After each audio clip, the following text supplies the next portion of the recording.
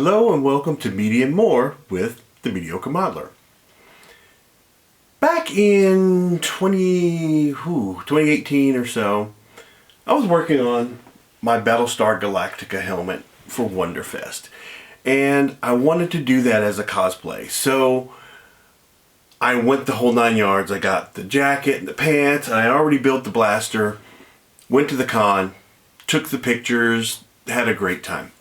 Not soon after that, I got an email from this guy at Interfleet Broadcasting, New York Pete, and he wanted to interview me about Battlestar Galactica there because they're Battlestar Galactica 1978 fans. They're fans of sci-fi in general, but full disclosure, they are fans of the 1978 Battlestar Galactica, and they wanted me to come on the show, which I did.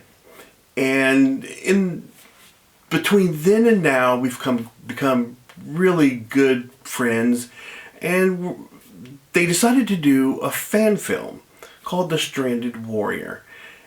It's based on one of the episodes of Battlestar Galactica. And so right now there's a Indiegogo push to get the funding to complete the film. But I think in order to see where the film is going, you need to see the creators behind it.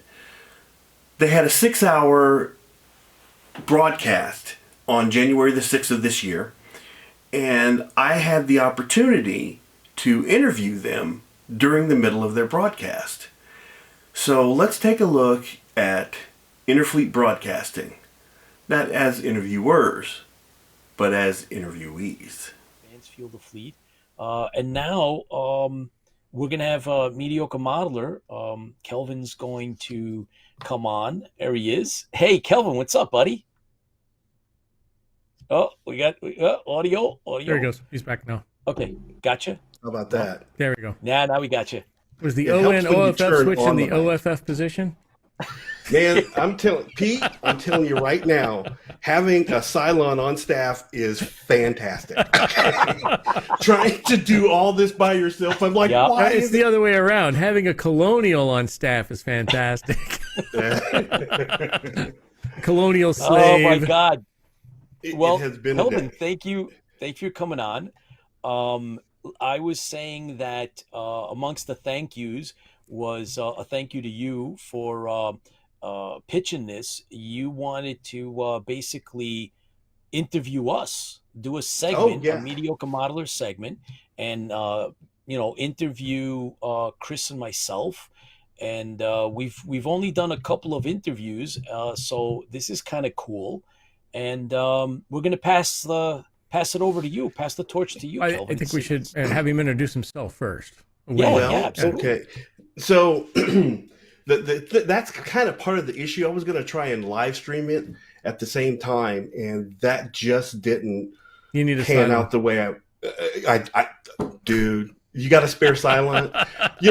The question would be, you got a Cylon in a closet that you can spare? Nobody wants to know the answer to that. You might need an IL series. I mean, it depends. Yeah. You know? But see, what I can do is, I think I'm just going to go ahead and record it and go from there. So what I'm going to do, I'm going to hit my record button, beep, beep, and then I'll start my music, which you can't hear the music. It's great music. And this is basically what I'm doing before every show. I'm just like, okay, get psyched up. Let's go. And then you go, hey, welcome again to another episode of, well, which one are we doing? Not media and more. Okay. We are with a couple of my buddies from Interfleet Broadcasting. Switch over to that camera. There you go. Hey, Pete. Hey, Chris. How's it going? How you guys doing? Outstanding. So you guys have been doing the Interfleet broadcasting for what, like 3 years or so Coming This up is on our third. 2.5, yeah. 3. Yeah, so we're into the third year. Yep. Well, I'm going to tell you, you guys are actually a pretty hard interview, especially if you're someone who watches the show. You're both so open and honest. And you talk about everything all the time. So it's kind of hard to come up with questions, because if you're paying attention, you talk about everything you do all the time. So it makes it a little bit difficult. It makes it a little bit difficult to come up with questions for you. But I did come up with a couple of interesting things. And then we're going to put you on the spot, because we're going to, since you guys do us the trivia, I came up with some trivia questions for you guys. Hey, let me get my browser open. Oh boy! I get my browser open. Okay. I don't know if you're. I don't know.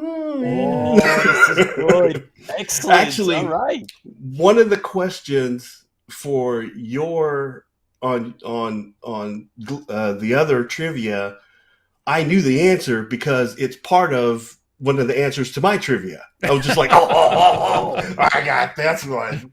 I got this one.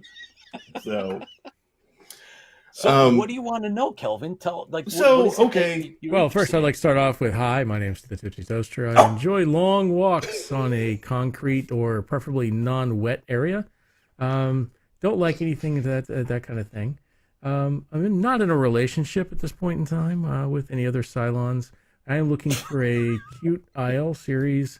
All right. Enough. Banana wacky. All right, so well, can I first back up just one step? I did not get to do the toast because I was out procuring the things that I was going to do the toast with, and I couldn't decide. So we have two choices. I'm going to let you guys make the choice. Oh, perfect. Right. Okay. Yes. We have Ace's Pineapple Ale. That's going to be Pete's one. Yeah. Well, or we have Strongbow. I don't Strongbow. know. I just got Strongbow today. Are you kidding? Ready to run back and get some? Go back and get it, Pete. Did you see the show? The episode that I did? I actually, when I went to London, I bought a Strongbow pint glass. No, I missed that. Yes, I brought one back. It is so awesome that you gotta drink the Strongbow. And the next show, I'm gonna use that glass, and I'm gonna toast to you since you're drinking Strongbow. Okay, well, just for your. Yeah. Oh, we know that. That's a beautiful thing. I'm going to run to the refrigerator now. Or the bathroom. One. Come on, Pete. That's still your first beer? What the hell? I'm on my second. Oh, come on. I've been drinking some coffee, too, in between. Oh, dude. Coffee and... Oh, Luke. Yeah. To you both, to IFB, to the fleet. To the fans. To Mediocre Modeler. And media and more. Here's to you, Kelvin. Thank you. So, Kelvin, I am prepared to be put on the spot. I know that you've been working on something. So, what do you got? So, both of you have kind of a military background, right? Yeah. And that's something that's ingrained in you. I meet military guys out in the field all the time, and they're just so polite, and it just captures so much of their personality. How has your military background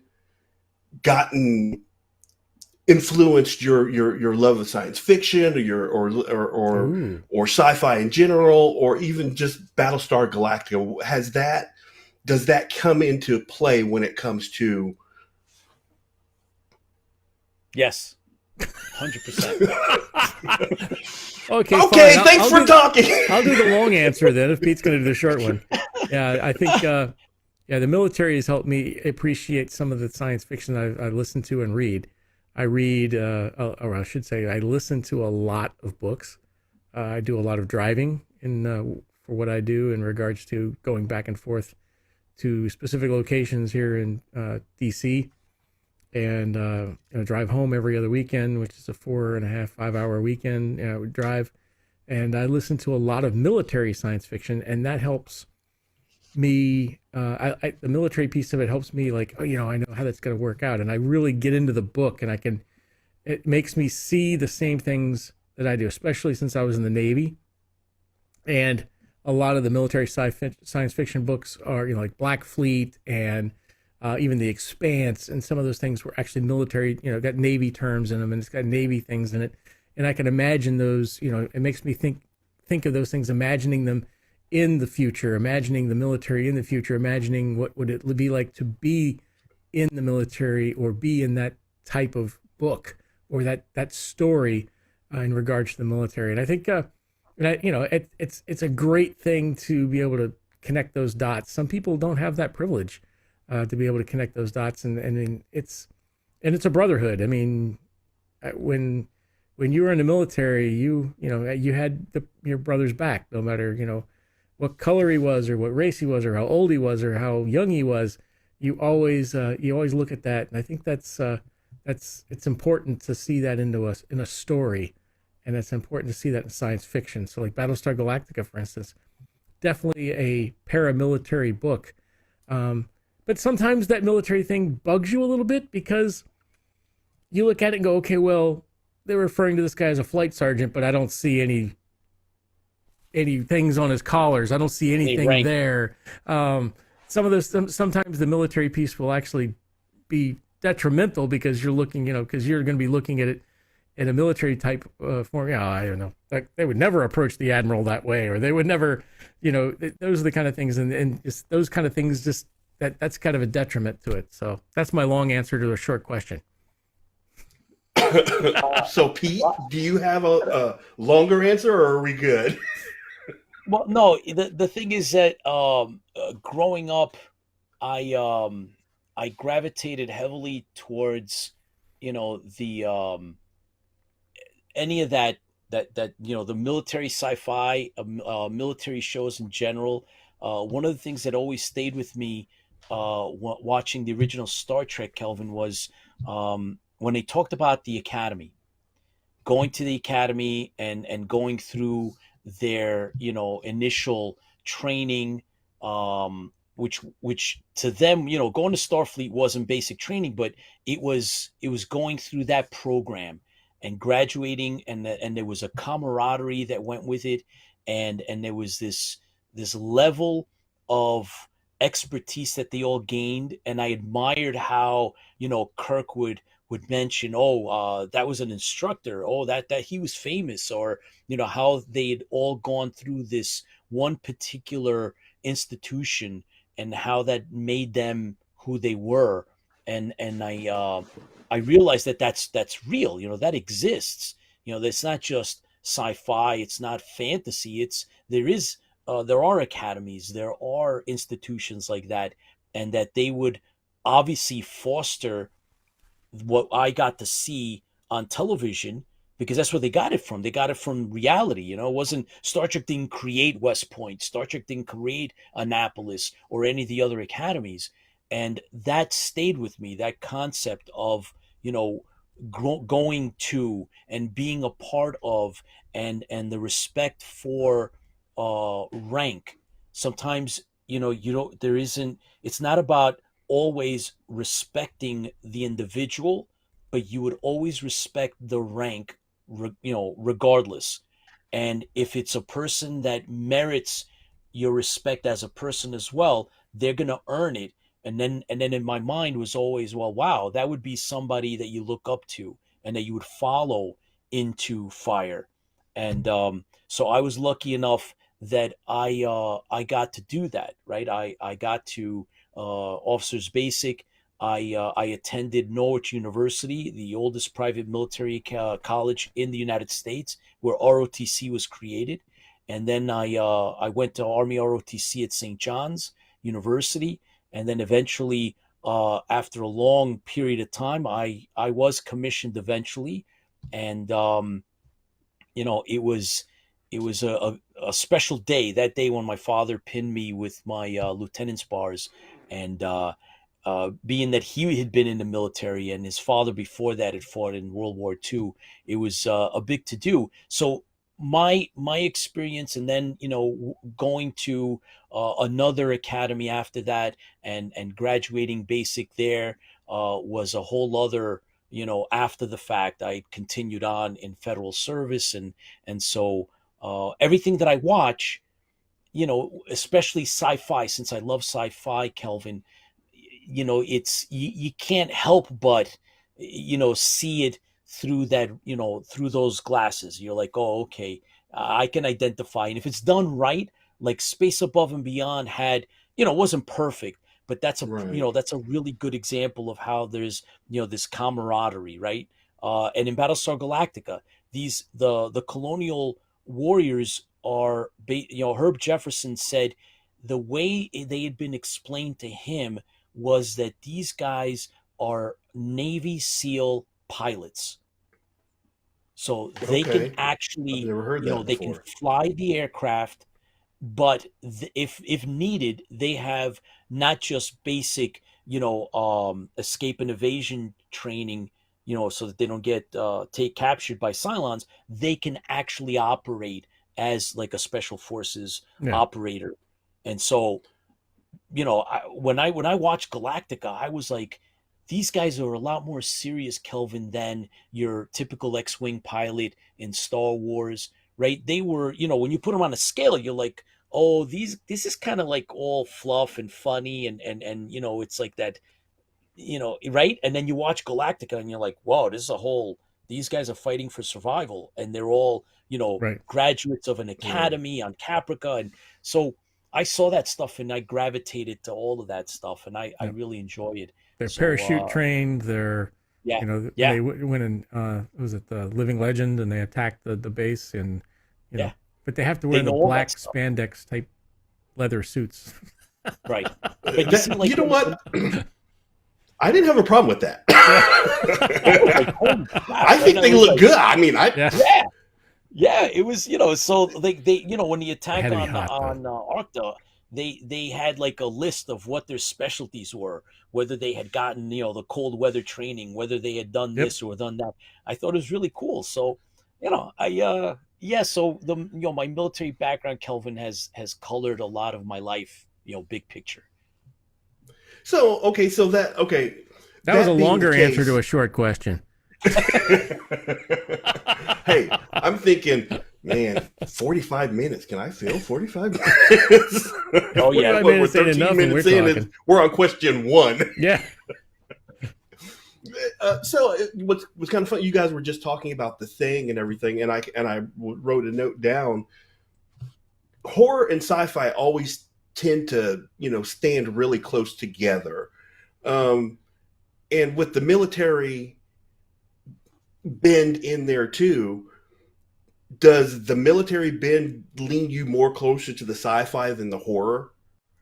I mean, sometimes it crosses, I'm like gonna in do Aliens a or Pete something answer. like that. Yes.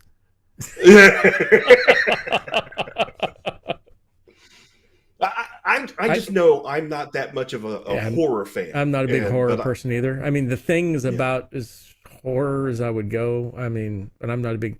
I had a problem when I was growing up. You would go to the bookstore to buy a book, and you went into the science fiction section, and there was so much fantasy there. I'm like, that's not the same.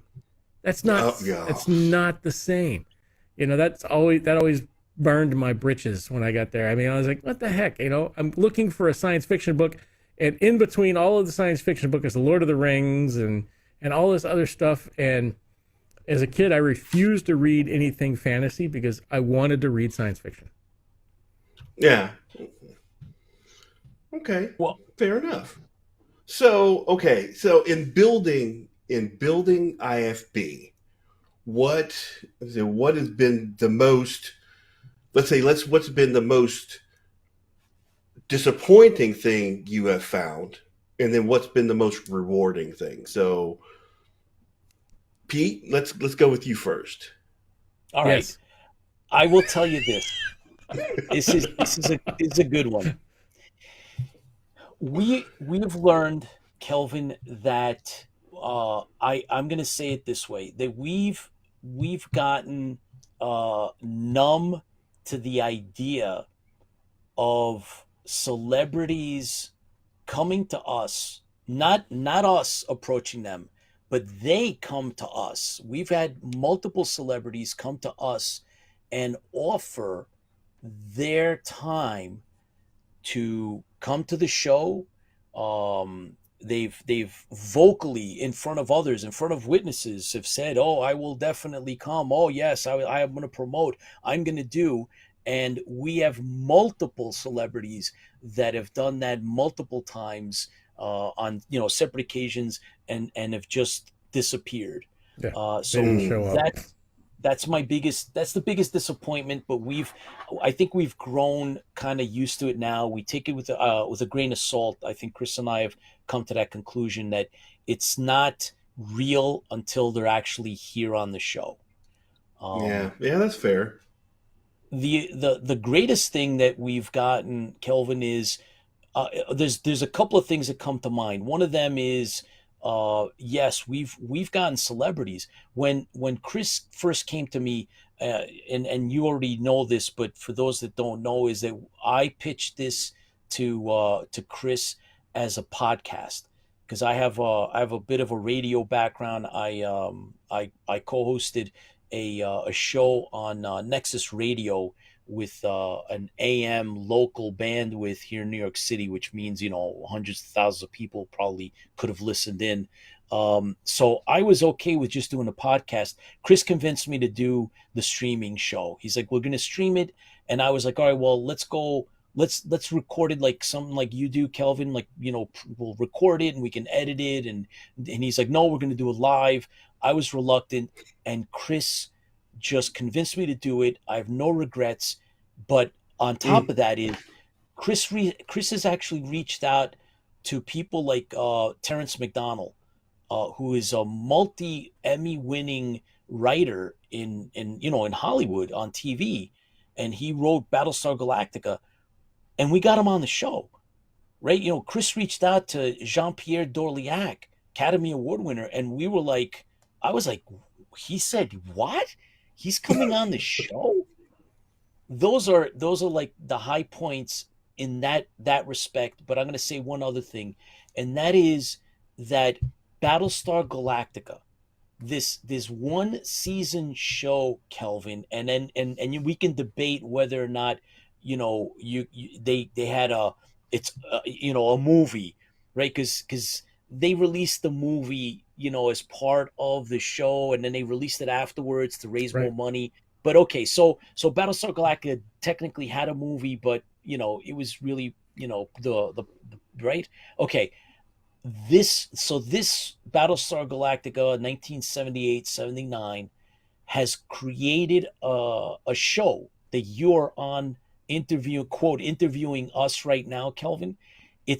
I have my best friend now, Chris Moore, friends like you, Kelvin, right? Oh yeah, all the people that are watching us now, that's one of the biggest highs that I've gotten, and it comes from the love of a show. So that's my answer. Now, what was the question? Just kidding. No, I'm with Pete. I think the highest point has been meeting the fans. I mean, I always say, it's cool to go to a comics or a Comic-Con and meet the actors, but when you meet these actors and when you finally get a chance to sit down and talk to them, they're like, hey, it was just a job for most of them. Whereas you turn around and you talk to some people who live the fandom, who make the Mandalorian armor, who makes the props, who goes and dresses up at these cons. They live this fandom. They know so much more about it than most of your actors do. And I think that's so special to meet those people, to meet other people like-minded like yourself. I mean, it's so much, that's the high for me. It's great. I mean, sure, we can meet all these people But, and of course the lows are meeting gatekeepers. And you're familiar with those. It's when you meet somebody who has got their idea of fandom and no one else can have any other kind of fandom. Nobody, that's not in, that's not in character. That's not in whatever. That's that's the wrong color. That's the whatever. I mean, I hate people that poo-poo on other people's fandoms. I mean, and I've seen that a lot. That was a very big, eye-opening experience for us when we first started this. I would say an extreme eye-opening experience. We were like, wow. I mean, we would just blown away with some of the stuff that happened to us in the beginning. Was that based on reimagined versus classic? No, that was based on we control the fandom and you don't. Yeah. Okay. You guys are new into this thing, and you need to report to us, and you need to, and that really was not a good thing to happen to us. I'm not going to mention who it was or what it was. It's down the hill. It's actually improved much since then. I'm not going to say we're going to have a conversation about that off air. Yeah. So I would say that was the biggest downfall about starting this whole thing was and at that point, I think some people would have quit. The lesser people would have quit at that point and said, I don't want to deal with this. And luckily, we were strong enough to keep going forward with it. And I say this to everybody out there who's a fan of any show. Don't let somebody else dictate what your fandom is. If you like it, then it's yours. If you want the Mandalorian to wear pink armor, then be it. So be it. That's you. If you've got a story in your mind that you think that that something happened in a different universe, that's you. You be you. You do what you want to do in that fandom, and you will find other people that will find that amazing. You'll find people that want to add to that, and you'll find friends like my best friend Pete. You'll find friends. You'll find people that you do, and then you'll get to points where, I mean, I never would have thought I would have written a movie or at least a short film with somebody. And now we're looking to actually make a Battlestar Galactica short film. And that's mind blowing. And then you run into people like yourself, like, how are we going to do this? And we find other friends that are like, I love that idea. Let me help. That fandom, that unity, that grouping, that just like the brotherhood on Battlestar Galactica, the people who, the people who get together and make things happen, that's the fandom. Don't let anybody put you down and say you're not, don't let it happen. You do you, and you keep going forward and don't quit. And even though Hollywood is like not working with us right at this point in time, fine, we'll do our own thing, but we're going to make it happen. We're going to keep those fans alive, because without us capturing more people, your fandom's going to die. It's going to go away. If you don't capture more people and get more people to watch it and get more people involved and get more people excited, it's going away. I mean, we all have a shelf life, and we're, sooner or later, your time is up. And then if enough people go away, then some people quit it and go to something else. And that's and it happens. We've seen it. Yeah, we've seen it quite a bit. You're talking about expanding the fandom, and you guys are definitely going that way with the Stranded Warrior. I know it's killing you not to be able to talk about it, because I know Pete's the one I'm working on reining me in. I'm like, Pete, let me put this on the no. I know. When I was working on the helmet, I'm just like, this is so cool. I gotta show somebody. I can't. Oh yeah, and there's so much. I know you're dying. Yeah, you're dying. I can't wait. It's going to be fantastic. Oh yeah, it is. It'll be fantastic. So here you go. Even if it's not fantastic, it's going to make us happy. Oh yeah. There you go. Well, anyway, we'll come back to it.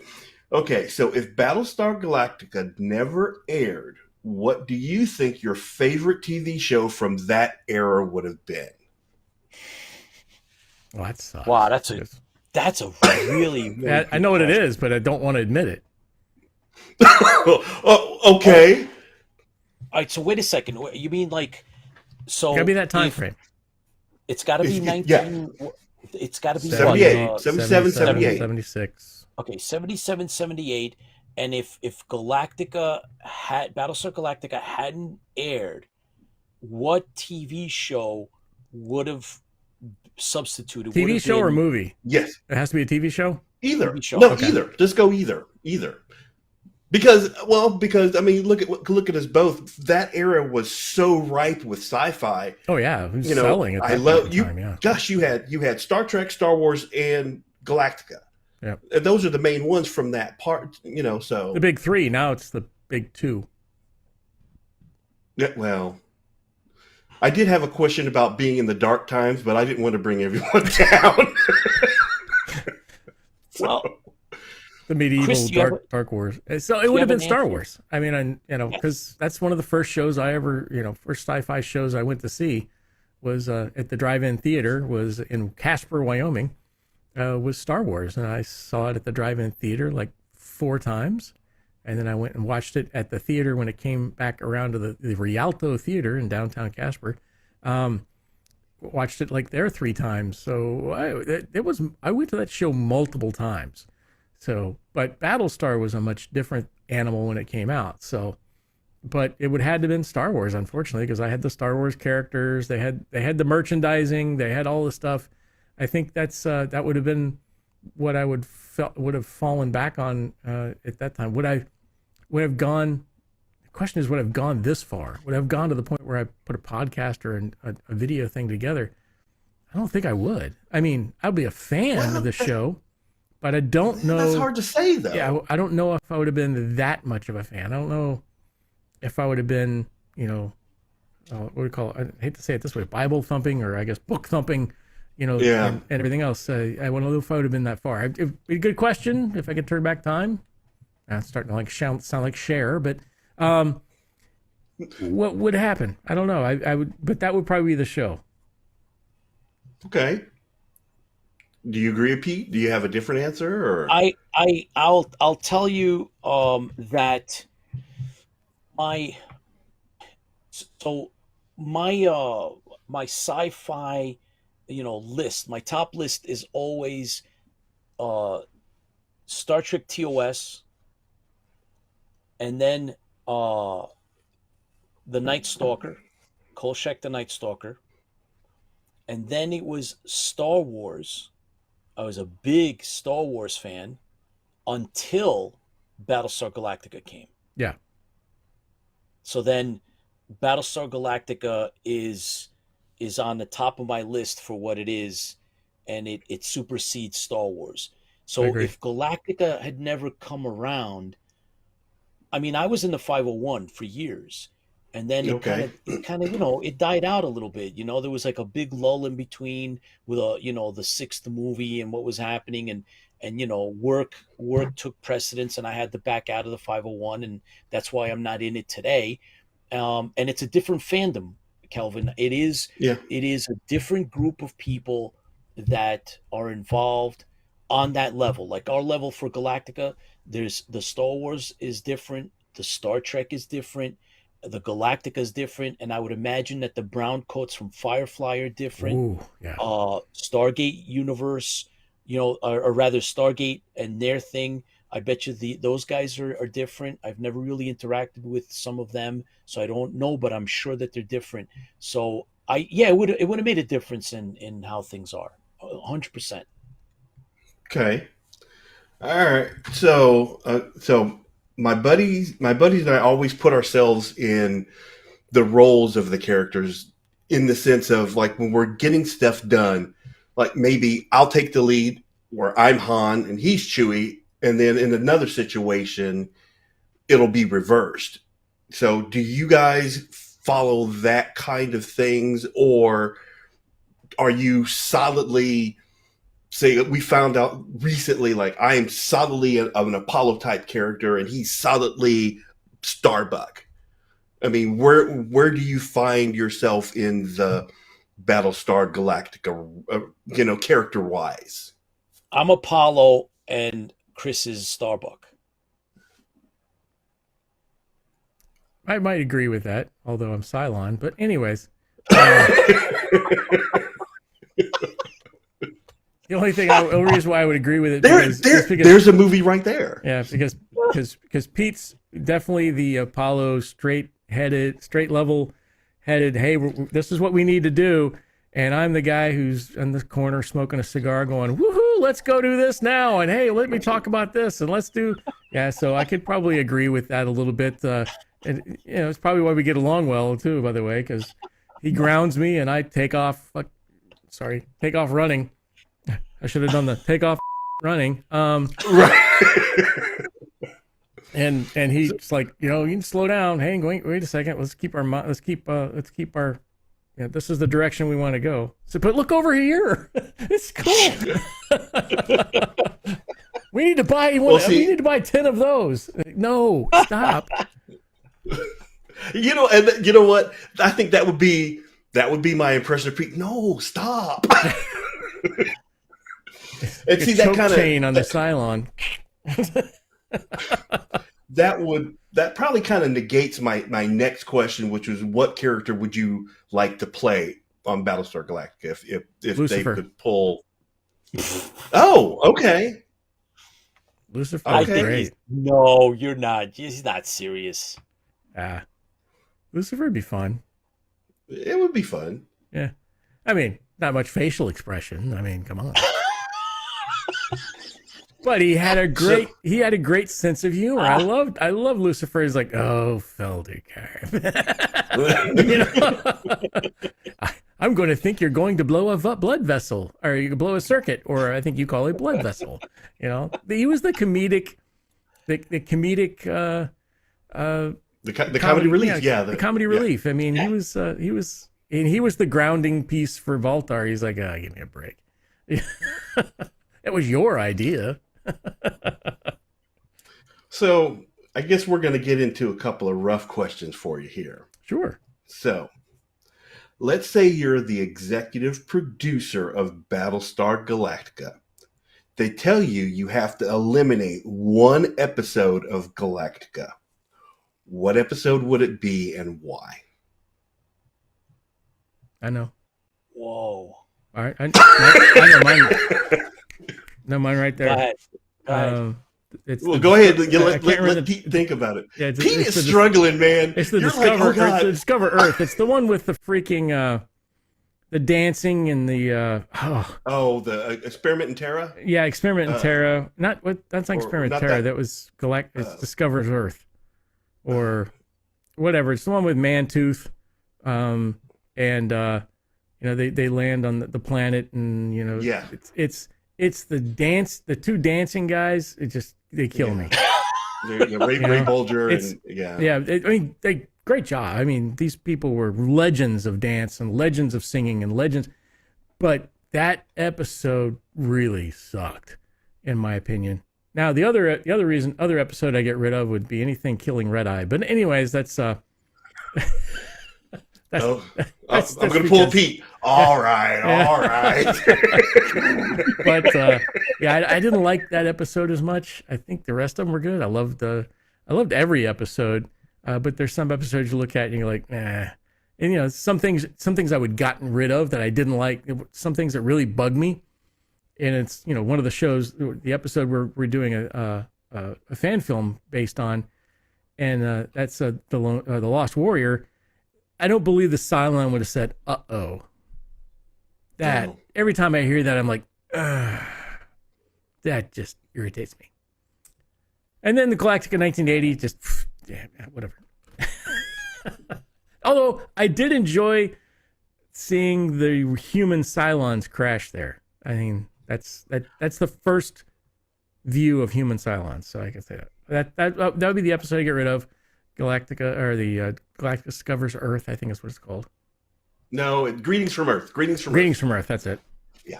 I know the text line is going, Greetings from Earth! Yeah, yeah, the Android one. Pete, you've had a lot of time to think about it. What do you got for us, buddy?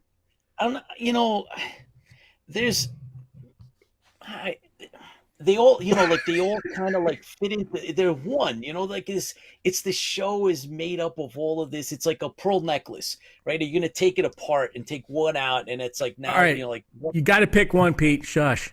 Pete, I'm just gonna tell you right now. If you don't like this question, you're gonna hate the next one. Right? Oh, this is good then. I like it. Well, I never. All right, so the cop out would be Greetings from Earth. It would be a cop out to say, but all right, I'll twist my arm. I guess I could say that if you fell asleep and you never saw that one, all right. Yep. There you go. Okay. Look at that. He agrees with the Cylon. Yeah. Okay. Cylon was right. So, I'd say, Pete. Cylon was right. Okay. You're probably gonna need more time to think on this one. So Pete Chris, just be ready. Yeah. Okay. You're still the executive producer of the show. You have to kill one major character on any episode, except Baltar and Count Ibley.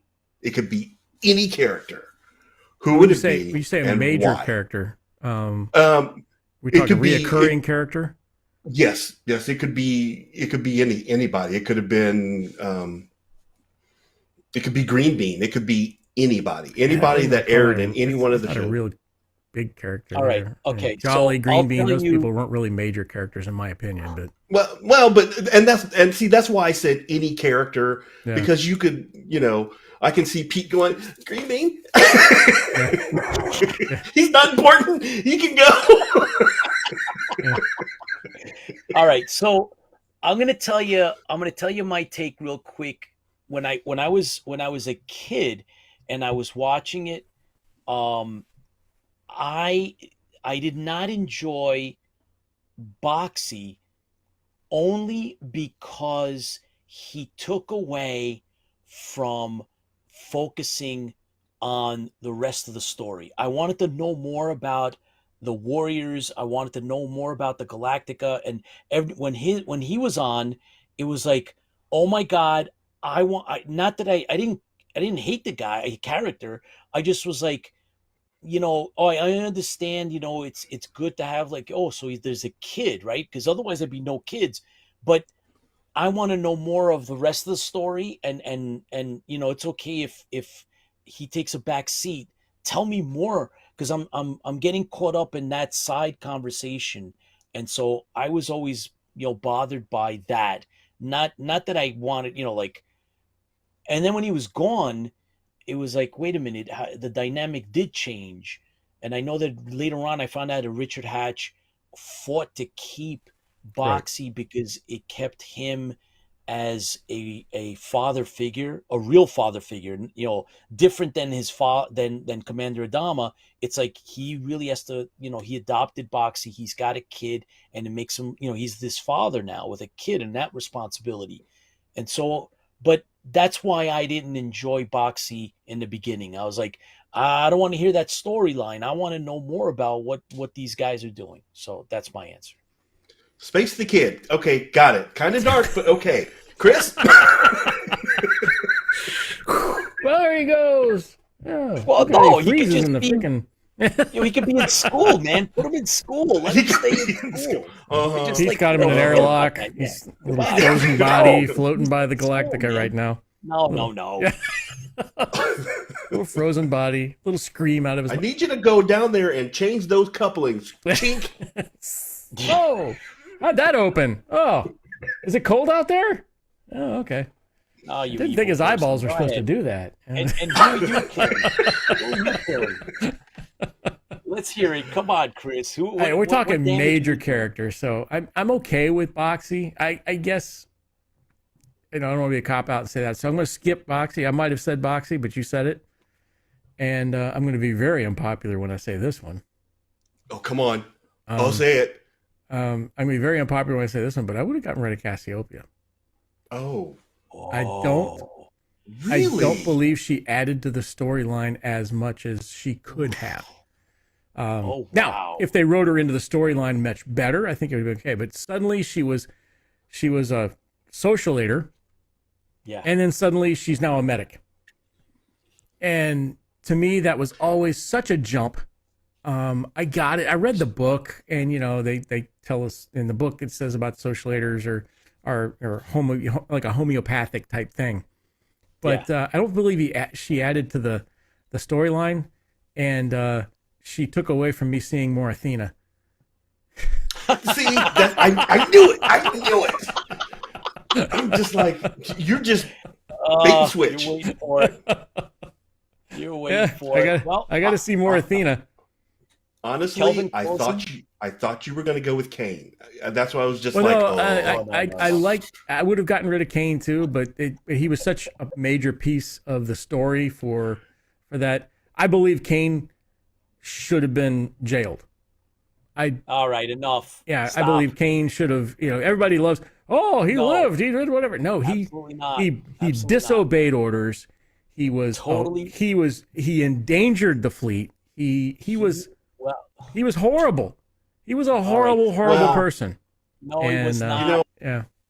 I think this kind of leads into the next question. Do you think that you could have written an episode better? Well, this kind of answers that question. That you would have written Kane's story differently. Something else. But I don't know. You needed a bad guy in that, and Kane was a good bad guy. Yeah, well, he wasn't a bad guy, but that's beside the point. He was. Don't tell me he wasn't a bad guy. Wait, we're going to have a fight now.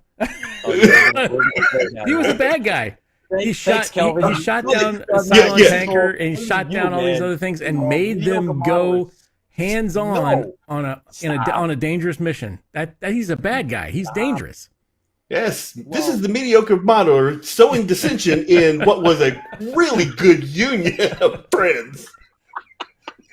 Oh, no, this is great, man. We never get to talk about stuff. I mean, we allude to it, and we talk about that all the time. We laugh and giggle about it, but he knows my opinion on it. And the Cylons, we go back and forth. The Cylons should have been written, and I get it. It was 1970s, but they were at that point in time they were considered, scary. But I think the Cylons could have been written better in regards to not just the bumbling idiots that they kind of played them out to be. Oh yeah, of course. Yeah, I would have written it to where the Cylons would have been a much greater threat and foe, and I think I would have kept with the Art Larson's original idea and made them, kind of a lizard thing in armor, and kept it that way instead of robots. You could almost say that's kind of the direction that they went with the Borg. It's a little bit more of a menacing threat. And then I think mechanical menacing threat. And I think the Second Coming, the Cylon was there. It was a actual Cylon from the lizard type Cylon, which somebody mentioned earlier, and that's one of the things I always thought. And I love the fan fiction. I think the V crossover could have been Cylons. Really easy. That could have been an easy Cylon crossover. I think that's it. Well, I guess we got. I'm sorry. Go ahead. We've run out of time. And I enjoyed this very much, and I would love to. I'll tell you what. I think this is pretty cool. Why don't we do this again on our regular show? And we dedicate a whole show to it, and we just do this your way, and we'll do this. We'll do this again. Do like a whole show like this. I think it's cool. Well, because that means I get to come up with more trivia questions. All right, that's fine. That's awesome. What was the trivia question? Quick. The last question was, do you think that Battlestar Galactica ever jumped the shark? That was the last question. Oh, let's come back to that. Jump the shark. Did they ever jump the shark? I don't understand the saying. No. I would say no. What's jump the shark mean? I don't think. Okay, there was an episode of Happy Days where they went to California and Fonzie got dared to jump over this pit with a shark in it. And from that point forward, every show that has a ridiculous plot or whatever, they use the term "jumping the shark." Right. So when they totally killed the storyline, Like it goes so. That's where Mork from Mork came in. That it just kind of kills it. But all right, we'll come back. We'll talk about this again. Kelvin, thank you for interviewing us. You, thank sir, you for are awesome. And we enjoy your show as well. So make sure that everybody knows Mediocre Modeler, and you're branching out, and you've done some other shows. And there's Mediocre Modeler, and there's a couple of other. You just put up another one, and you finished up Andor. And yes. I watched Andor and Obi-Wan.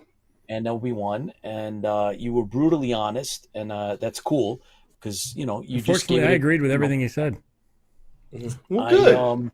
I think but I'm not a Star Wars fan, so it's worth. Yes, you are. We're all Star Wars fans. But anyway, stab that thing, kill it.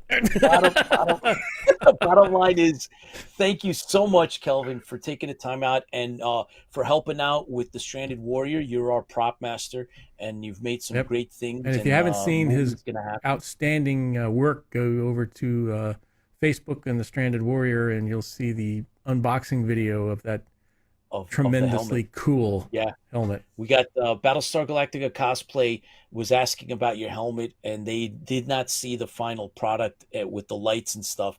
So hopefully we'll I threw them your way. Sorry. Yeah. They're like, hey, okay, how do the lights go in that thing? I was like, oh, you need to talk to Mediocre Modeler. Okay, I must have missed that one. Okay, I'll check it out. Kelvin, thank you very much. We appreciate you. Always a pleasure. And, we enjoy you coming in and helping out. You've actually filled in for me a few times, and it'll come up again in this new year. But Happy New Year! Thank you, and here's to you. Yes, sir. And you are awesome, sir. You fuel Kelvin. the fleet. You're my buds. All right, here's to you. Thank you. Excellent. Take care, Kelvin. Till next time. Guys. Take care. And here we are on the Stranded Warrior Indiegogo page. Looks like they're 45% of gold. And you can see this is the helmet that we designed for the project. There are several different levels that you can join. They put a lot of work into coming up with these levels. And if you're interested in the progress they're making, they have a Facebook page where they are keeping you updated on the progress of their project. Thanks again to Chris and Pete over at Interfleet Broadcasting.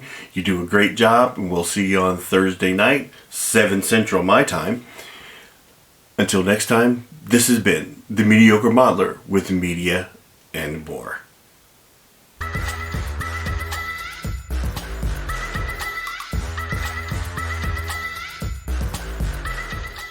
Pew pew pew pew pew pew pew pew pew pew.